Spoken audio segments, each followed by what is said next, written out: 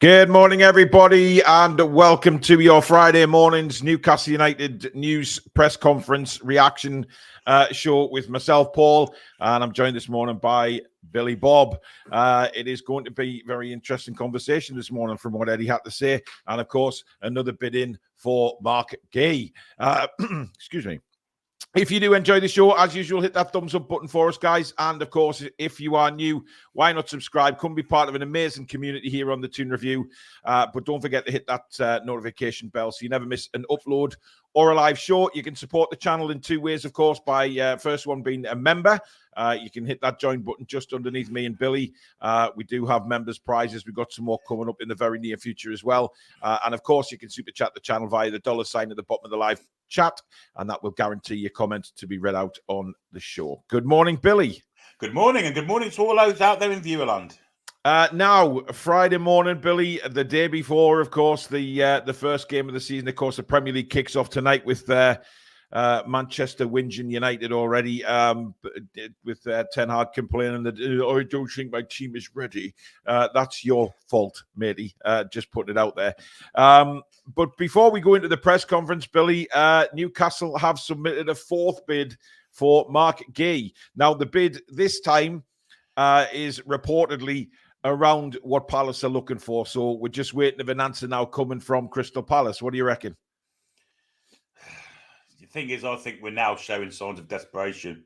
And I think Palace may well take the piss. I think they may move the goalposts. Yeah. And thinking that we're that desperate for him, we'll pay whatever they want. If it's not accepted this time, we have to walk away. I agree. And I love the player. I think he's a fantastic centre-half. I think it'll be a fantastic asset for us. But we can't have the Mickey took out of us like this. And it has been, really.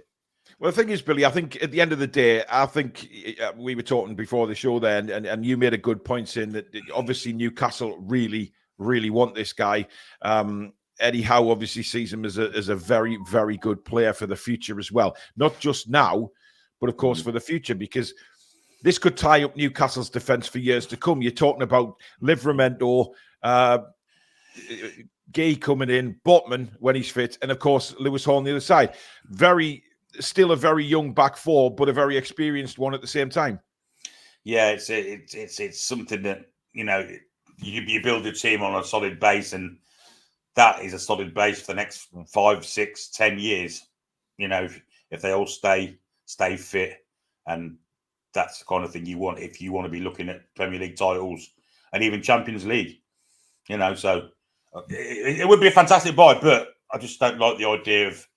I mean, having said that, they've always said they want £65 million for him, and this is the first time it's come near 65 million. So absolutely, maybe they won't move the goalpost. Maybe they've got what they want, and they'll accept it. Does this show? I don't know. I've seen a few comments already coming in this morning that maybe this is showing a little bit of a weak side from Newcastle, that they're getting pushed around too easily here, or is this just simply because, you know, Newcastle United want a player that you know, they're going into the price that they thought was reasonable? However, Palace have always stuck to the guns, haven't they? Parish and Palace, they've always stuck to the guns that he is a £65 million player. It's interesting to see, like you said earlier, if that bid is met now, whether Palace will change the goalposts again and up the price, because if they do that, they're taking the piss, definitely. They've stuck to their guns about the valuation of the player. And if we've gone in and offered that valuation now, then I do believe that the deal gets done. I'm not counting me chickens, of course, because Steve Parish can be a twat. We know he likes the attention, doesn't he, Mr. Parish? So I wouldn't be surprised if he turned around and said, well, you know, thanks for meeting the valuation. However, we've changed our minds and it's gone up £5 million. I hope that's not the case, Billy. Look, Newcastle obviously want him. All right. So we as fans, we can say whether it's a good deal or a bad deal. We can talk about that. But at the end of the day, the club know what they're doing, and we have to put our trust in what Mitchell and Howe and the rest of them are thinking right now. Yeah, I mean, But as I said before, they've always wanted 65 million. I think they could be in a bit of financial doo-doo with their part owner, Mr. Textor, wanting to get. He's got exclusive rights on Everton buy. He wants to buy Everton, and that'll leave Palace financially in the doo-doo. Steve Parish will have to be more forthcoming with his money. Let's just say. So I think 65 million. I think he's desperate for the money, and I think he'll take it. 65 million. That's what he asked for. If he does move the goalpost, then just walk away. It's simple as that for me. And the thing is, I know a lot of fans are thinking, "Oh, it's way too much money. We shouldn't be paying that kind of money for Guehi." But at the end of the day, he could work out to be a fantastic buy. Let's look on the positives of this as well. We're hopefully signing an England international who's got a Premier League experience and can come into that back four straight away and do a job for us. We've got to see the positives of it, despite the fact that it's a lot of money, but we are wanting to build an elite side, and at the end of the day, we've got to try and do that. Fubar mentions as well that Madueke's price at Chelsea, Billy, is apparently Chelsea wants 60 million quid for him. I think that's just because Newcastle are linked with him. He's nowhere near worth 60 million. Yeah, and there's no way we pay that. If we buy Guehi, I don't think we can. I think if we buy a right winger, it'll be someone really cheap. I think it's going to be someone. Maybe not. I think this is a statement signing. I think Marc Guehi becomes the marquee statement signing that we all expected. Madueke is not a 60 million quid player. I'm no, sorry, but he's just not. He hasn't played enough games for a start. He's a talent. Don't get me wrong. He's a very good player, but nowhere near 60 million. Johnson Street, thank you very much for your super chat. Hang on, didn't we once sign Shearer for 15 million because the Blackburn chairman said it was 15 million, not us? Yeah, yes. Look, I agree. Palace. The thing is, the reason it was different. That was us and Manchester United. If we hadn't paid the money, he would have gone to Manchester United. Yeah, exactly. But there's nobody else in for Guehi. But listen, Palace are perfectly entitled to ask for what they feel the player is worth. And I've always said that as long as if we do now meet the valuation, Palace don't change the goalposts and put the price up, because obviously we've now gone in with a fourth and what I presume is a fourth and final bid, take it or leave it. It's up to Parish now, and we hope to get an answer. I don't think they'll hang around debating it. Palace will know whether they're going to accept that or not. If that's what they want for the player, then there shouldn't be any delays in accepting it. Jazz says, do you know why the club's so focused on a centre-back? We need a right wing. The club can't seriously think Miggy is a good enough second choice. Well, if you listen to Mr. Howe this morning, he does think Miggy's a good choice there because he spoke very highly of Miggy. I know he's not going to say anything negative about him, but certainly the way, again, he sounded in front of the cameras this morning, he sounded very positive on Miggy. He wants him to stay. He was asked, about the transfer window, but we'll come on to that a bit later on.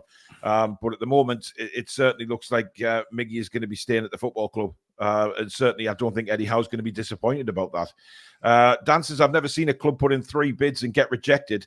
Both clubs are playing this out for advertising. The deal will happen.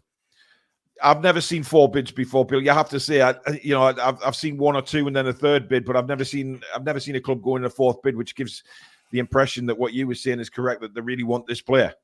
If anything, we're the ones that have taken the piss because we've lowballed, then got close to it. And I think now it may be with add-ons, it may be 60 plus 5 add-ons, but I think they'll take that. And I think they have to take it because his contract's running down. Yeah, his value depreciates from August the 31st onwards. Yeah, because the next window, he's got 18 months in his contract. I think Parish has to take this, especially with Textor. He'll not get this kind of money again. No, nowhere near. Kev says on this occasion, getting Guehi is probably more important than us looking silly for a couple of days.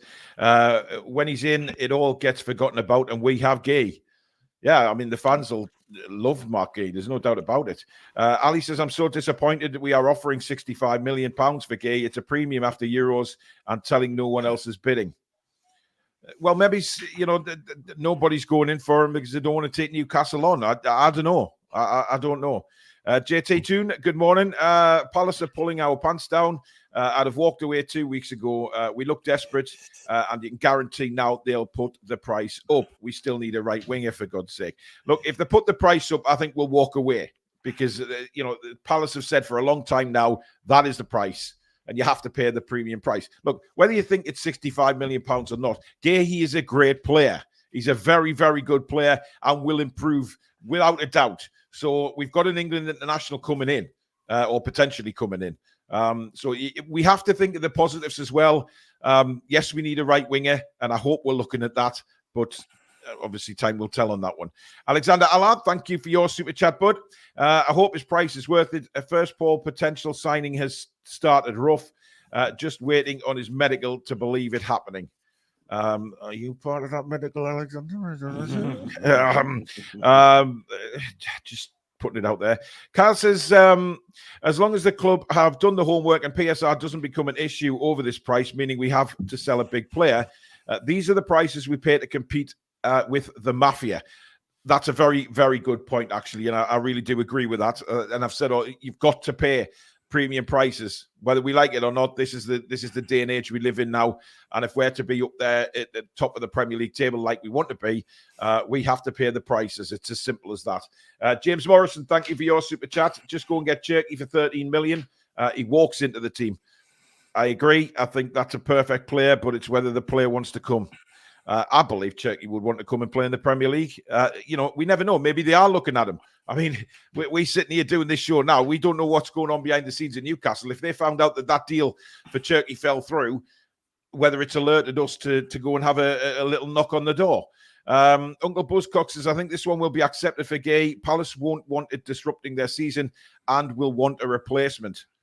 Well, exactly. There's still enough time in the transfer window, and apparently they have been looking at replacements for Guehi if the deal did go through. Flyers is great show, guys. Thanks for the content. If we missed out on Guehi over a few million, he will end up at Man United or Liverpool, and we will watch him be a top defender for 10 years. It's our turn now. Yeah, I agree with that. Liverpool would be an ideal situation for him. Van Dijk's not getting any younger. This time next season, you could probably pick him up for 20 million.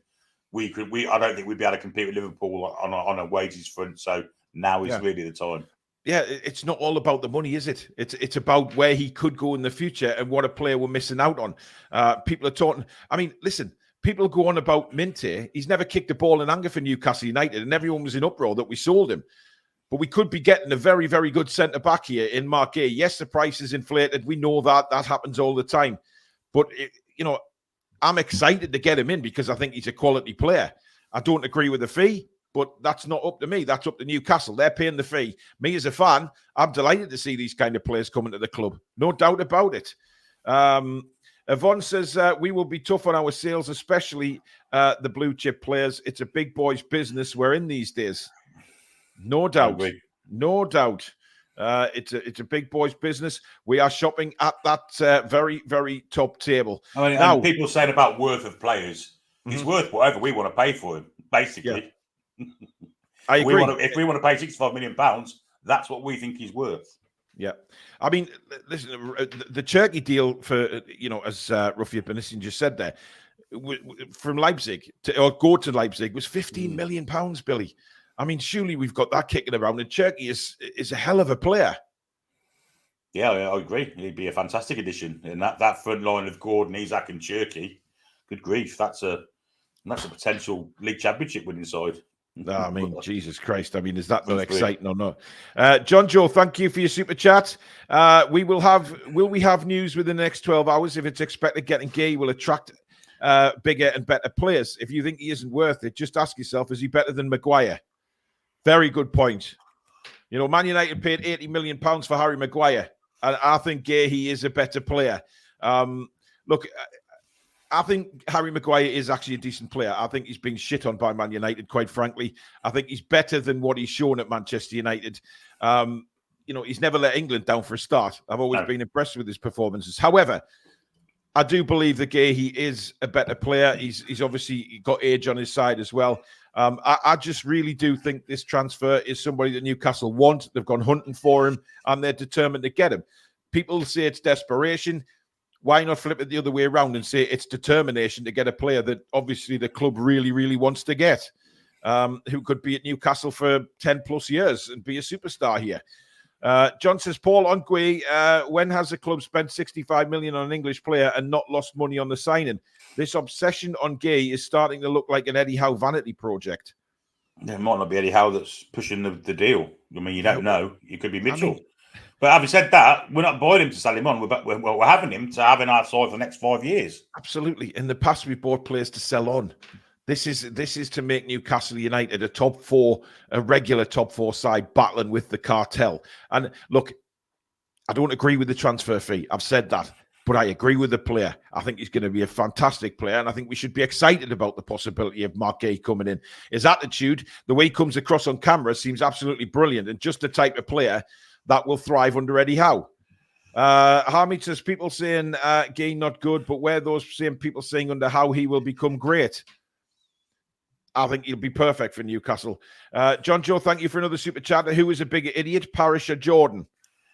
I'd say Jordan, because Parish has managed to get into the affections of Susanna Reid. So I'd say Jordan, personally. Oh, Jesus Christ. Is that who he's dating? He was at one point. I don't think he's now, but he certainly has been there. Wow. So to speak. Okay. Interesting. A bit of a fan of Susanna Reid, are you, Billy? Oh, I used to get up early in the morning just especially to watch her, yeah. I'm not even going to go into that. Anyway, yes. Fubar says, at the end of the day, it's not our money. If the club can budget for it and make our defence one of the best in the Premier League, I'm all for it. 100%. Brilliant 100%. comment. Yeah, absolutely. Right, let's have a look at what Eddie had to say this morning, then, because I watched the press conference on the app. It was very good. Nice and clear. There was a couple of microphone problems with a little bit of interference coming across towards the end of it, but I enjoyed it. Eddie looked relaxed. Eddie looked pretty confident in his ways, but as usual, some of the answers he gave were interesting and very coy, as we normally see in Eddie Howe's press conferences. But he said, first of all, there was always a great feeling before the start of the season. We've had a good pre-season. We're in good shape. The lads have worked really well. It's been an intense period, as it always is. Your preference is always the first game to be at home. We know the supporters will be with us, and we know how important they will be to us. We have to do our bit. Now, he was asked a couple of times regarding the home form as well, Billy, and it wasn't quite right last season. I think 7 occasions we failed to win at home. But he kind of brushed that aside and sort of focused on the away form. It's all about the fitness of the squad and keeping us able to have that intense press that we've become famous for the season before last. Yeah, and that we couldn't do last year because of the amount of games we played and unable to rotate because of injuries. So the home and away form kind of marry each other, because we used to do it away as well. Counter-attack and press. You know, it was we won at West Ham, Spurs, lots and lots of places, Everton, really good results at clubs that sometimes we don't get good results at. I think it all marries together. I think having the fitness, having the rotation, which obviously is one and the same, really, then that becomes the intense press that we really want, and teams can't get out of it. Even the decent side struggled with it. I mean, Man City at home, the 3-3, they really struggled for an hour and a bit with our press. And when have you ever seen Man City struggle with the press? Very rarely. So I'm looking forward to it. I'm looking forward to the fact that that's going to return. I'm hoping it's going to return. And very interesting. Yeah, very interesting that he made the point about the away form. I'm pleased he's actually identified that. Yeah. That was a major problem last season, but we can put that down to injuries as well. But as far as we're concerned, we saw every game last year, Billy. We commentated on it, and we knew that there was a problem there because he didn't bring the youngsters in when he could have had the opportunity just to give the fit players a little bit of a break. I think he's probably learned from that, and also he's identified the away form needs to improve, because the away form in the Champions League qualifying season was superb, and if we can get back to that, which I believe we can because of the players that we have available this time around, I think we'll see the away form dramatically improve. Plus, we'll have a better squad than what we had 2 years ago. Absolutely, yeah. We've improved our squad with the likes of Tonali. Guehi, if he comes in, we've got 3 strikers. I mean, is Asula better than Chris Wood? Maybe not from a goal scoring point of view, but he certainly is from a mobility point of view. So, Anthony Gordon, with a full season of him, got Harvey Barnes backing him up. You know, we are very strong now. The only place we're not really strong is that right wing. But Jacob Murphy's been outstanding on the in pre-season. If he can carry that form into the season, then we may not need a right wing. Well, I agree with what Niall's saying there. Niall's saying that Eddie's learning period is over now. No more excuses. Yeah, I 100% agree with that. I don't think anybody, if we have poor performance and say, well, Eddie's learning, none of that bullshit this season. We you know, he's into... It was never an excuse that was right for me anyway, because he's been a manager for 20 odd years. Exactly. But we can't use... Nobody can use that excuse. And I will... you know, I will take people up on that if they do try and use that excuse of Eddie's still learning. Not a chance. Not this time around. You know, the learning's done, and he has to, you know, go from that and put things into action, which I think he will. I'm 100%. Ali says, you guys seen this tweet about the reason season review? Bruce saying we fielded players 70% fit. We won't this season. Well, we definitely won't. We definitely. I mean, that is true though. We did field players 70% fit, but the point was we had players on the bench that were 100% fit, and Eddie Howe still wouldn't play them, even though they were young. Okay, they were young players, but I think 100% youngster is better than a 70% whatever. You know? Yeah. Ratchet says scoring goals wasn't a problem with Almiron in the front three. Imagine a return of 15 to 20 goals contributions from a right winger. We would have challenged for the title. Yes. And look, Eddie was asked about Miggy, right? And he did turn around and say that he wants to try and get Miggy back to the form of 2 years ago in the Champions League qualifying season.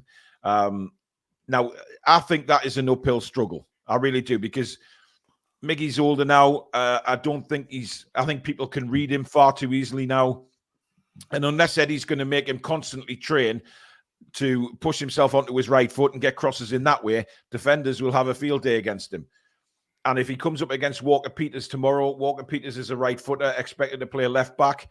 If he starts Miggy, as we highlighted in the preview show last night, Miggy will cut back onto his left, which will suit Walker Peters fantastically well because he can tackle on his right. If Murphy's playing, it gives Walker Peters completely different problems. So, you know, I think we know what Miggy's capabilities are. And listen, I would be delighted if we could see the Miggy of 2 years ago and when he went through that purple patch.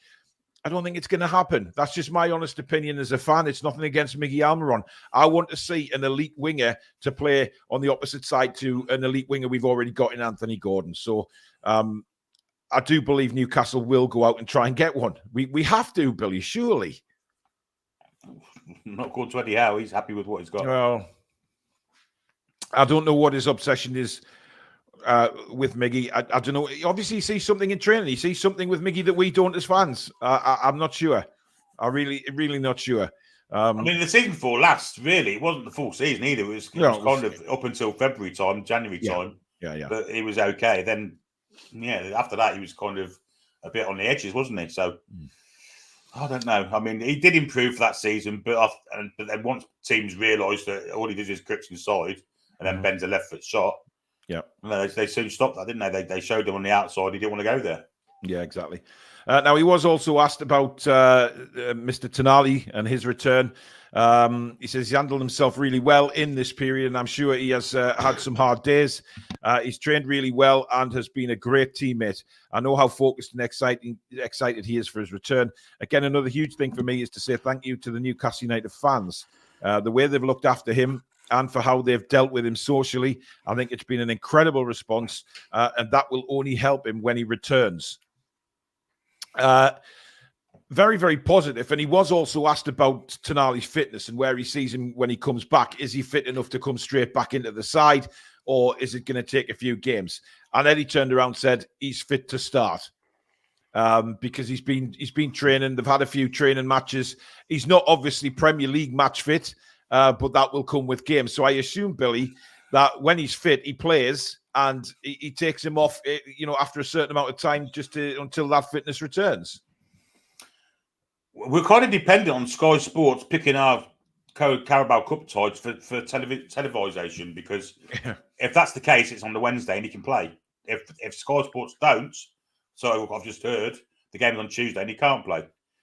I think that Wednesday game will be fantastic for him if we do play on the Wednesday, because it's a Carabao Cup game, and then that gets him more minutes in his legs, ready for the Spurs game on the Saturday or the Sunday. Sorry, so it's bad that we're kind of dependent on Sky Sports News for that. We're playing on the Sunday anyway. They should have moved it to the Wednesday. We're playing on the Sunday, and they're expecting us to play on the Tuesday at Nottingham Forest. I think is a shocker.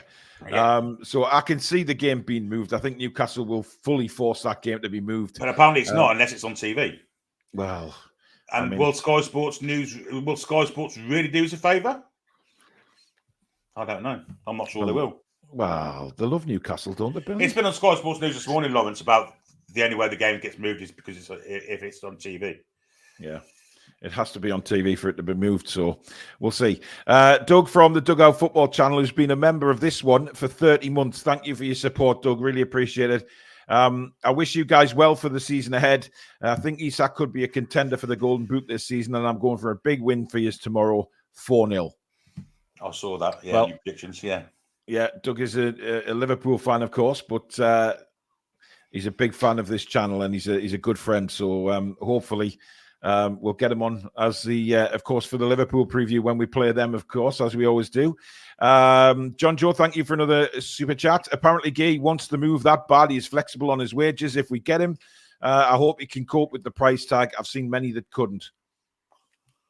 I think the player wants to move. I think he's 100% behind the move, but obviously he has to conduct himself in a very, very professional manner. So, yeah, I think it'll happen. I really do.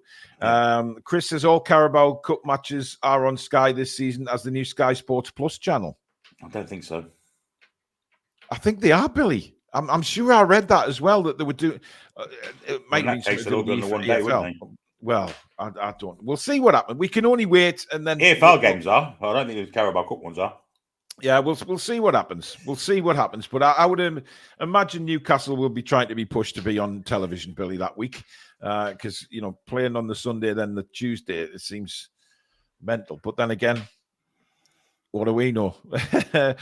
We just football fans, and the football fans get shit on constantly. I mean, there's West Ham Bournemouth as well. We played Bournemouth on the Sunday, so if they pick that and move it to Wednesday, there you go.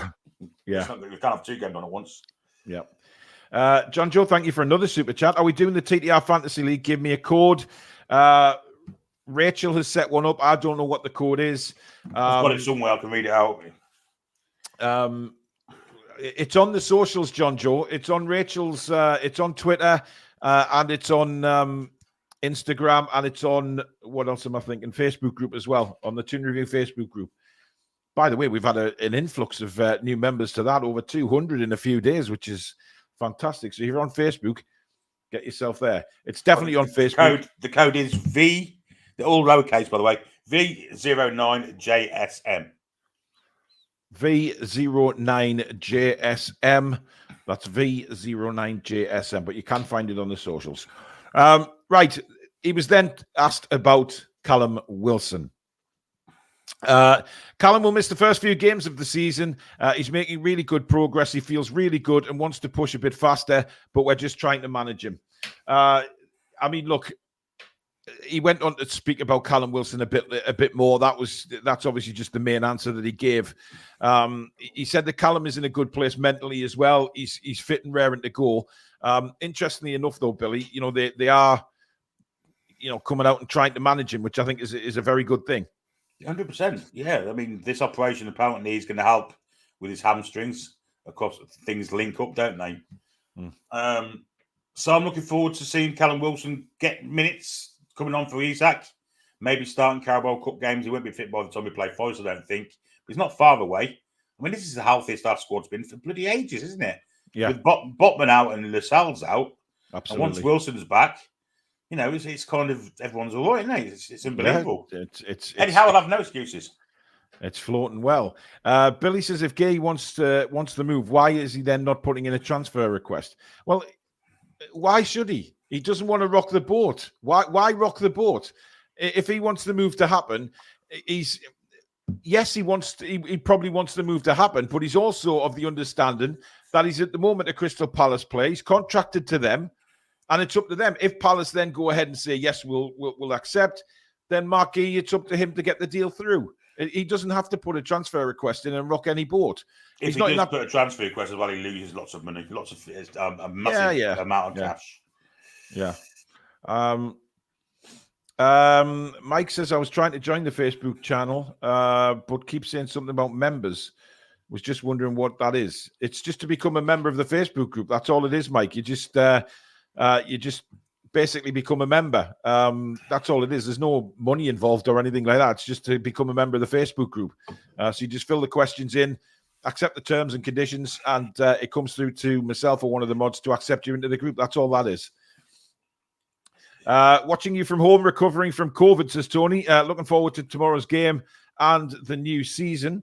Well, get well soon, Tony, and hopefully they can put a big smile on your face. Mackham Cabby's in the house. Good morning to you. Can I just mention Sunderland's away kit, or was it the third? Oh God, Mackham Cabby, please! I want to get his. Definitely want to get his thoughts on it. Go on, Billy. Well, it looks like it's been designed by someone who's got both eyes gouged out with a hot poker, who's been let loose in a paint factory. Yeah, it's absolutely awful. I mean, look, this is, it is. I mean, Geordie Dan says it's grandma's wallpaper. I mean, it is. And I mean, if that was, I'm not just saying that because it's Sunderland. I think if that was Newcastle United, I'd be feeling sick. It's awful. It really is. And it apparently goes back to the for the miners and things like that. I don't see it. You shouldn't mention miners where Sunderland's concerned, especially with Adam Johnson. Billy, let's move on. I just think Baz Down Under says it looks like pajamas. It does, yeah. And I know a lot of Sunderland fans have turned their back on and said there's no way they're buying that, which is fair enough. It's not a nice shirt. It just isn't. But hey, right. Eddie was then asked regarding Alexander Isak and how he thought he would do with his goal scoring, etc. He's got the talent and ability to be the top goal scorer, but he's going to be competing against all the elite strikers in the league. It's our job to supply him, to give him as many chances as possible. There is an expectation on him to do some of the stuff that he won't get talked about here, leading the line and starting our out-of-possession game plan and delivering that to the highest level. We do need him to contribute, of course, with his goals, his assists, and his creative play. I think he's expecting a lot from Isak this season, Billy, and rightly so. I mean, this is now Isak's chance to really shine as well. A lot of goals last season, a lot of injuries as well. So if he stays fit, I think it's going to be incredible. His goal scoring return. 20 goals minimum, I would imagine. Like that, he got that last season without playing most of half the season. Mm-hmm. And plus he's got players around him that are better quality. They will be more fit than they were last season. So I imagine 20 goals is minimums, and he could get 25, 30. Yeah. I really do think that. And plus, then you're looking at assists on top. It's not out of the question to look at 35 goal contributions for Isak this season. And if we do that with one player and then obviously chipping with goals around him in the front three, which we will do, clearly. Yeah. You're looking at a really good season for us. The Mackham Cabby says, I've bought it because my nana is short of knickers. Brilliant. Superb, mate. Oh, dear. Sam says, I'm sat in the airport waiting for my flight to the Toon, and that miners joke has got me lolling. Oh, Billy. Well, you can expect that from Billy. What I did like about that comment about Isak, Billy, was, Eddie's comment saying that he needs to be supplied. And how many times last season did we say, get the ball into the area, give him some supply. We sort of pass it around and we're not getting the ball into him. And it looks like Eddie's identified that and realizes that we need to get those deliveries into him. It's the wrong, we were giving the wrong kind of balls, weren't we? Lumping it to him and then feeding it in, when we also on the pitch, they were feeding it in the channels when it was the other way around they wanted. So, it's important what kind of service we get to Isak. I think we will get better service to him this year. Mm-hmm. We'll get crosses into him as well. He's going to have a great season. I'm looking forward to him. It's no coincidence that all the top sides would love Alexander Isak in the side. Arsenal, Chelsea, them kind of sides would love an Alexander Isak. Then it's not going to happen. But fantastic striker. I think he's the best all-round striker in the league, I've got to say. Yeah, well, just to interrupt the press conference a little bit. Newcastle have just announced the squad numbers for the coming season, Billy. Yeah. So I'll just read them quickly out. Number 1 is Martin Dubravka. He keeps the number 1 jersey. 2 is Trippier. 4 Botman. 5 Share. 6 Lascelles. 7 Jolinton. 8 Tonali. 9 Wilson. 10 Gordon. 11 Barnes. 12 Lewis. So he still gets interestingly enough, gets a squad number for the season. 13 is Target still. 14 Isak. 17 Kraft. 18 Asula. 19 is Vlachodimos. Or Oddie, Bill Oddie. Oh, no, let's not go with Bill Oddie. 20 Hall, 21 Tino, 22 Pope, 23 Murphy, 24 Almiron, 25 Kelly, 26 Ruddy, 28 Willock, 29 Gillespie, 30 Ashby, 33 Byrne, 36 Longstaff, 37 Alex Murphy, 39 Bruno, 40 is White, and 67 is Lewis Miley. Now, obviously, some of the youngsters will have numbers as well, Billy. But instantly, Jamie Miley's not there. That was my exact point. No Jamie Miley and Sanusi. Yeah, they're gonna have I imagine the same numbers that they played pre-season, the high 40s, 70s, 60s, them kind of numbers. Yeah. I think number 3 will be left for Mr. Guehi if he comes in the door. Many people have said that, haven't they? And the rest are all the same, aren't they? Really? There's no changes there. Yeah, there's not really any changes, no. I mean, listen, Ken says, Paul Lord's asking to join the Facebook group but not answering membership questions or agreeing to admin rules. Have no choice but decline them. Ken, what you need to do is if they've been referred by somebody else, please just accept them. Don't decline, because they are referrals. So when you go to look at them and they say referred by, please accept them if they've been referred by friends. If they've been referred by somebody already in the group, please accept them. If not, then obviously they have to. Please, everybody, if you want to join the Facebook group, agree to the group rules and you'll be in no problem at all. But if they've been referred, Ken, from somebody already in the group, please just accept them. Thank you. Jamie Miley's been linked with a loan move to Newport. Yes, he has. I don't know, Billy. I mean, he's done very, very well. He's been a standout player for me in pre-season. He's certainly got what it takes. Would a loan move suit Jamie Miley, do you think, Billy? I'd give him an increased contract first. That'd be the first thing I'd do. And then I'd send him out on loan. Maybe not to Newport. I think somewhere higher than that. Yeah. I'd high league, the championship, but even for me, looks a hell of a player. Isn't that where we sent the left back, wasn't it? What was his name? Newport. He went to Newport. It wasn't Bonswell, was it? He didn't go there. It was Bonswell, yeah. Didn't he go to Shrewsbury? No, it was Bonswell. I'm sure it was. It was Bonswell. He went to Newport. I don't know. I mean, look, Jamie Miley for me is a very, very talented player, and if he doesn't go out on loan, I think he'll be around the cup squads definitely. Sanusi, I read last week that Billy, Eddie Howe was bringing him in to the first team squad. He's played really well in pre-season. To me, I think he's worth I mean, it's certainly for the start of the season. We've got no Tonali, no Lewis Miley. Yeah. He'd be on the bench for me, and maybe even starting out along stuff. Interesting enough on Lewis Miley, Eddie called him Louis in the press conference today. Yeah, a lot of people do. I know Chris Evermore does as well. Louis Miley. So maybe we start calling him Louis. Well, maybe it is Louis. I mean, if the manager's calling him Louis, then it must be Louis. Oh, they spell it pissing Louis then instead of Lewis. Is it silent S? Well, I mean, I don't know. Why don't they just why don't they call him Louie, like Louis or Louis? Maybe that's his nickname, Louis. I don't know. I don't know. Anyway, Louis Miles. Yeah. Anyway, the final question was put Eddie on Southampton, of course, and how he feels ahead of the game. And he says, Russell Martin's done a great job. I've always admired his style of play from Swansea to Southampton. He is very clever tactically and astute. All those things add to a very complex game for us. They are slightly different, and we need to be ready for that challenge.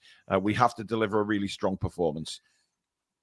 I think, to be honest, Billy, that's what you'd expect from the manager, isn't it? You know, he's going to turn around and say that. Well, you never get a manager come onto a press conference and say, well, the team we're playing Saturday, we should be stuffing them 5 or 6. You've got to have a bit of respect in case you look silly afterwards. So, yeah, it's just a diplomacy, which Eddie Howe's quite famous for, I guess. Most managers are.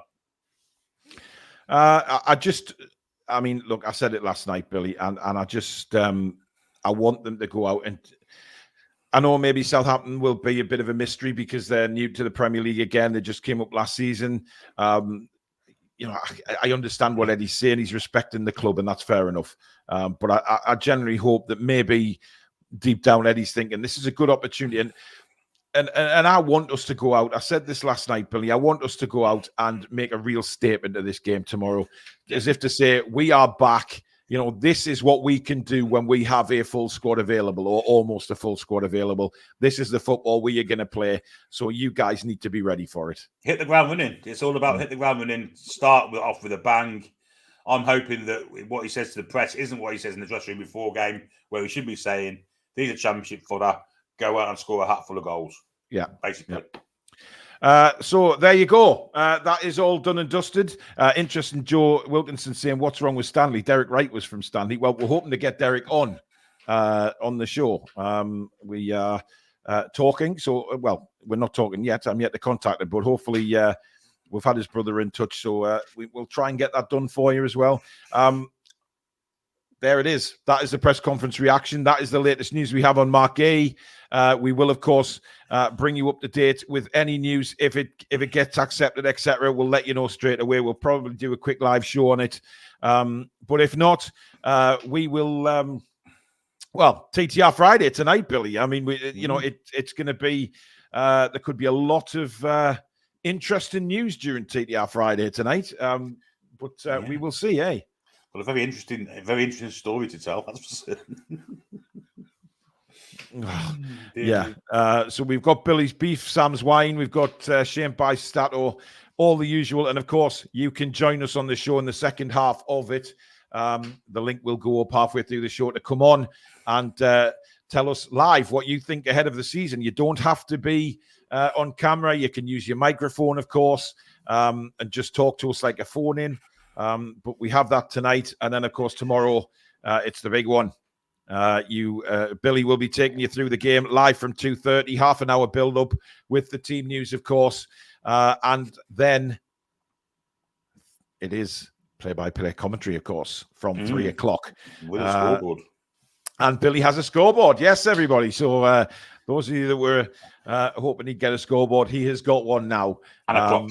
More importantly. And the clock, yes. And there'll be more to add to that as we go on and Billy gets used to putting all the graphics in himself. So there. Right. Thank you very much for watching, guys. Thank you for your super chats and memberships. And, of course, thank you to the mods and Billy. But thank you to you guys for turning out this morning and taking part in the show. Really do appreciate it. Don't forget, we are back at 7 o'clock, if not before, if we hear anything from Newcastle United. But until then, enjoy the rest of your Friday, folks, and we'll see you back here at 7 p.m. Take care. Happy birthday, Geordie Dan. Absolutely. Come back and check out